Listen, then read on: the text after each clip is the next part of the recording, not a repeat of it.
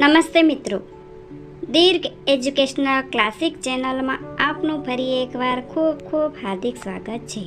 મિત્રો, આજે આપણે ઝવેરચંદ મેઘાણીની સરસ મજાની વાર્તા જોઈશું. તો વિડીયો શરૂ કરીએ. વિનોદનીને ઘેર. બંગલામાં પ્રવેશ કરવાના 2 બારણા હતા. પાછલું બારણું ઘરના નોકરી ચાકરીઓને વાપરવાનું હતું. એ ઉઘડ્યું અને ઘરની કામવાળીએ બંને જણાને પૂછ્યું, કોનું કામ છે? અમારે બહેનને મળવું છે. અત્યારના પહોરમાં બાઈનું મોં મલકાયું. કેમ? સામાન્ય કશું સમજાયું નહીં. 8:15 બજી ગયા હતા.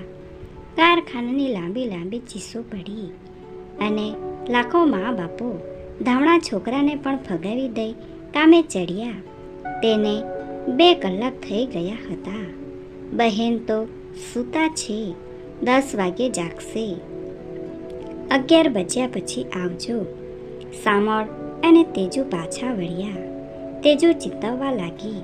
પોતાની સ્વપ્નની પરી પ્રભાતની શીતળ લહેરખીઓમાં કેવા સુખીથી સૂતી હશે.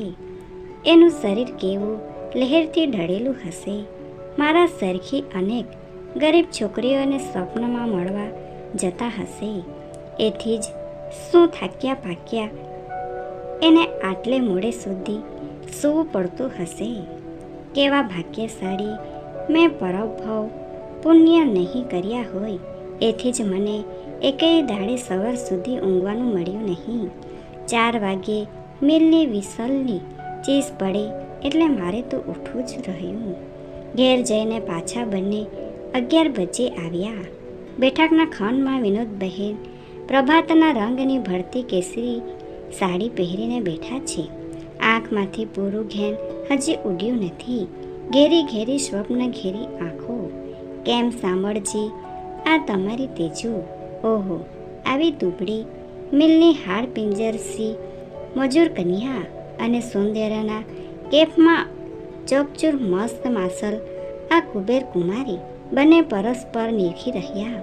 વિનોદ બહેનની આંખો તેજુના ઓઢણામાં ભાતના થીંગડા ભાડી કુતૂહલ પામતી હતી કે આ થીંગડા શું શોભા માટે હશે? તો અમારી મિલમાં કામ કરે છે તેજુ, અને આટલી દુર્બલ? અરે, કેટલું ક્રૂર કહેવાય. એણે બટન દાળ્યું. બહાર ઘંટી વાગી. નોકર આવ્યો. વિનોદ બહેનને આદેશ દીધો, નીચેથી સુમિત્રા બહેનને મોકલો. બંગલાની વહીવટ કરનાર બાઈ સુમિત્રા આવી. વિનોદનીએ કહ્યું, જુઓ સુમિત્રાબાઈ, આ તેજુબાઈ છે. એને આપણા બંગલામાં જ કશું કામ આપો. કામ બહુ સખ્ત ન હોવું જોઈએ, પણ બાઈ સાહેબ એવું કશું કામ છે નહીં. કાંઈ ફિકર નહીં, તમે તમારે એને રોકી લો. નીચે લઈ જઈને કામ બતાવો. એને કયું કામ ફાવશે તે સમજી લો. જા તેજુ. તેજુ સુમિત્રાબાઈ સાથે નીચે ગઈ. સામળ પોતાની દેવીની સન્મુખ એકલો પડ્યો. એના નેત્રો ધરતી પર ઢળેલા હતા. એના હૃદયમાં દીપ્તુ શેઠના ઉડ્ડાની જ વાત રમી રહી હતી. ગઈકાલે ધર્મપાલજીના નબળા જવાબો સાંભળ્યા પછી એણે નક્કી જ કરેલું કે આ કાર્ય વિનોદની બહેનને હાથે જ કરાવવું જેવું છે. પોતે જ્યાં એ વિષય છેડવાની તૈયારી કરતો હતો, ત્યાં તો ખુદ વિનોદની બહેન જ એ પ્રકરણ ઉખેડ્યું. તમે મારા દીતુભાઈની નોકરી શા માટે છોડી? હું સામળજી, આપની પાસે એ બધું કહેવું ગમતું નથી. મને તો કહો, નહીં કહો? ધીરે અવાજે સામળ બોલ્યો. એ દારૂ પીએ છે, તેથી જ મેં છોડી. દારૂ? જી હા, એ છાટકા વેડા મેં નજરે જોયા. ક્યારે? ગયા બુધવારની રાતે. શું બન્યું? આખી વાત કહો તો. જી ના, બાઈ માણસને મોયે ન કહેવા જેવી એ વાત છે. ફિકર નહીં. એમાંનું કેટલુંક તો હું મારી એક કામવાળી કનેથી જાણી શકી છું. મૃણાલિની નૌરંગાબાદનો ફટાયો વગેરે ત્યાં હતા ને? જી હા. કેટલી બાઈઓ હતી? 3. કેવી જાતની હતી એ? સામળ શરમાઈ ગયો. એને આ પ્રશ્નોના ઉત્તર દેવા કઠિન લાગ્યા, પણ વિનોદનીની તો જરાયે ખેંચાયા વગર પૂછતી ગઈ. એને તો ઉલટું એ વિગતો જાણવાની જબ્બર લિપ્સા હતી. સામળ વારંવાર નિરુત્તર બનતો ગયો. જુઓ સામળજી, તમે જાણો છો કે દીત્તુ મારો ભાઈ થાય છે. એ એકલો જ છે. એની જવાબદારી મારા પર છે. ઓહો વિનોદ બહેન, સામળ બોલી ઉઠ્યું. તમે કૃપા કરીને એને રસ્તે ચડાવો તો. પણ તમે મને પૂરી વાત કહેતા નથી તો પછી હું સી રીતે પ્રયત્ન કરું? સામળ ટપોટપ જવાબ દેવા લાગ્યો. છેવટ સુધીની પોતે બબલા દાદાની સોબતે ચોરી કરવા ગયો ત્યાં સુધીની વિગત કહી સંભળાવી. તમે આ વાત કોઈને કહી તો નથી ને?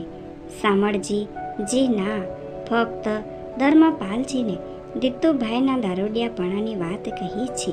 તમે કેટલા સાચા અને સારા જુવાન છો. સામળ લજવાયું.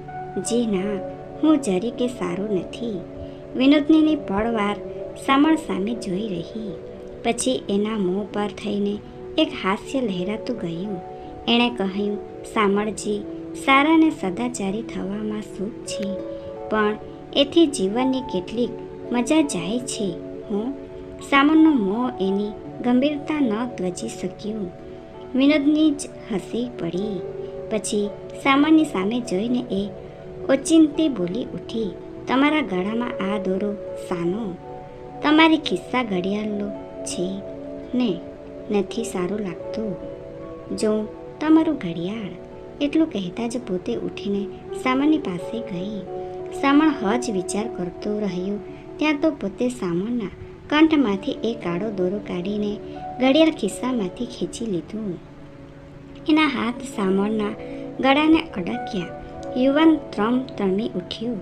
ઓહો, હસીને વિનોદની બોલી, આ તે ઘડિયાળ કે મોટો ડબ્બો? અસલ રાક્ષસોનું છે, મારા બાપુનું છે. સામળે એ વસ્તુની પવિત્ર સમજાવવા કહ્યું. છીત છીત છીત સામળજી, મારાથી આ જૂનવાણી ઘડિયાળ જોવાતું નથી. એમ કહીને વિનોદનીએ પોતાના કાંઠા પરથી નાજુક ઘડિયાળ છોડ્યું. કહ્યું, એ તમારા પિતાનું છે, તેને ગજવામાં મૂકો. લાવો તમારું કાઠું. ગુલાબની કળીઓ જેવી એ આંગળીઓ સામળના કાંઠા ઉપર પોતાના ઘડિયાળનો પટ્ટો બાંધતી રમતી હતી. પોતે સામળની એટલી નજીક ઊભી હતી કે એના શ્વાસની હવા સામળના હૈયા અને મોં ઉપર ફરકતી હતી. એ કેસરી સાડીમાંથી મંદ મંદ ફૂરતી રાત્રિના સેન્ટની ફોરમ અને દેહ પર ચોડેલ સુખડના તેલની મીઠી સુવાસ સામળના નાકને જાણી નસો પાઈ રહી હતી. એના ચહેરા ઉપર રુધિરની દોડધામ ચાલી. એના અંતરની કદરાઓમાં જાણી વિકરાળ હિંસક પશુઓ પુકારવા લાગ્યા. હા બસ એમ. વિનોદનીએ ઘડિયાળ બાંધી લીધું. કેટલું સુંદર લાગે છે. તમારામાં કશી રસિકતા જ નથી. મારે એ સંસ્કાર તમને આપવા જોશે. સામળજી, જી હા, સામળ દબાયેલી સ્વરે બોલ્યો. ને તમે તેજુને મળવા અહીં અવારનવાર આવતા રહેશો ને? જરૂર જરૂર. ને કોઈક દાડો કોઈક વાર હું હાજર હોઉં ત્યારે આવજો. હા કે? જી ભલે. મારાથી ડરશો ના હું, એણે કોમળતાથી કહ્યું. તમને તમારા મૂલ્યનું અધરું પધરું એ ભાન નથી. એ વેળા સુમિત્રાબાઈ તેજુને લઈ ઉપર આવ્યા. બોલ્યા, બહેન, એને તો કશું જ કામ આવડતું નથી, પણ આપ શીખવવાનું કહેતા હો તો સીવવા સાંધવાનું સોંપીએ. વારું ને એને પગાર સારો આપજો હો.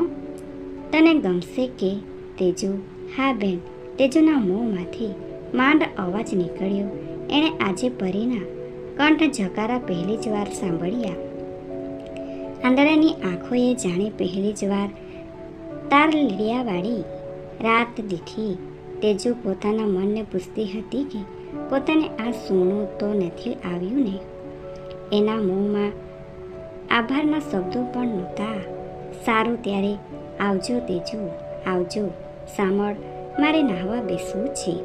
જય જય વિનોદની બહેન. સામળે હાથ જોડ્યા. પેલું દીત્તુભાઈ શેઠને ઠેકાણે આણવાની વાત આપ ન વિસરતા હો. તેજુને લઈને સામળ ચાલ્યો. વારંવાર એની નજર પોતાના કાંઠા પર જતી હતી, જાણે હજુ કોઈ કોમળ હાથની આંગળીઓ એ કાંઠાને જકડી રહી છે. Thanks for watching. Please subscribe my channel. Thank you.